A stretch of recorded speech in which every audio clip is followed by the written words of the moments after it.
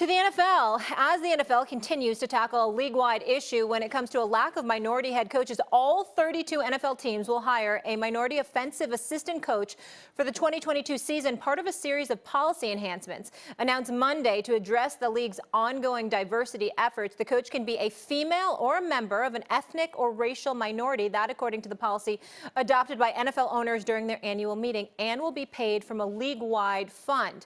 The coach must work closely with the head coach and the offensive staff.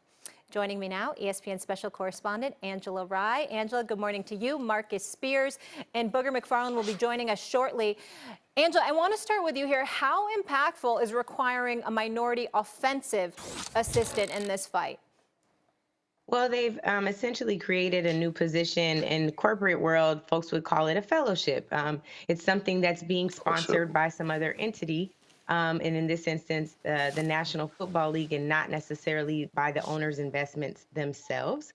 So I wonder the efficacy of this strategy long term. I think that it's a great first step. I do question, particularly when you look at the history of affirmative action in this country and its efficacy, if whether or not expanding the minority category in this situation to include women will help or hurt folks like Brian Flores, who, of course, we know sued the NFL earlier this year. We know that this is an outgrowth of this, and they've made a dozen changes to the Rooney Rule over time, including just last fall when they ensured that now coaches would have to interview two minority candidates for head coaching roles and one for other positions. And so I question if it's enough to just check that interview box, or if it really is about long-term change in the NFL.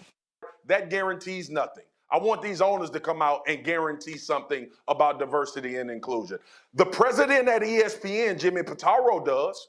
He makes statements about diversity and inclusion within this organization. The heads of ESPN, they make statements about diversity and inclusion because they can actually change it, and they have done a good job at changing it. I want the owners to say something. Yeah, and I think the issue in this particular situation you talked about, for example, the owner of the Jacksonville Jaguars and wanting him to say something. Well, he has. He hasn't necessarily said it at the NFL, but he was the primary investor for the Black News channel that Black just news, refused to pay yep. all of its employees after filing bankruptcy. So you have people that say things in other ways. Sometimes it's through hot mics, and sometimes it's through something as egregious as that.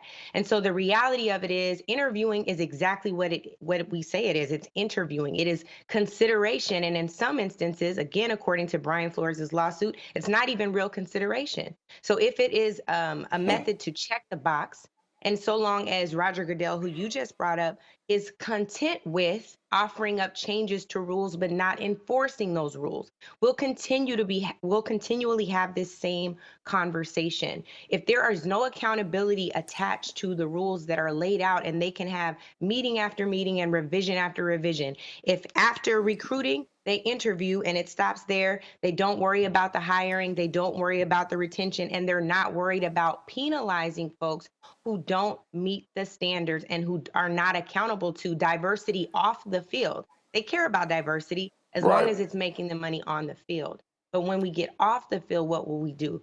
When we get into some of those offices, the business offices, and into some of the strategic decision-making power that owners, GMs, and other executives have, even the coaching staff, we're going to continue to have this same conversation. And so I'm with you that we need to see changes from the owners, but if there is no penalty from the league, the owners will continue to do what the owners do.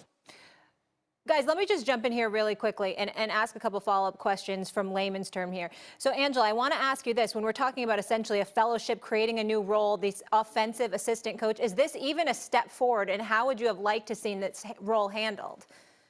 One, I think it is time for us to separate out kind of the historic, systemic racism, oppression, and discrimination that each respective protective class has experienced. So I would not group, one, I hate the term minority, just as an aside, Hmm. but I would not group women and people of color in the same category. They have a responsibility to women, particularly the women who watch the NFL, and they also have a responsibility to the players to ensure there are coaching staff and executives who look like them. And those are two separate issues. And I think that they can Yeah. make intentional strides to ensure that people of color and women are represented. But by Hmm. virtue of this particular rule, I'm actually disheartened by it because I think they're saying, all right, we just got to hire one of them.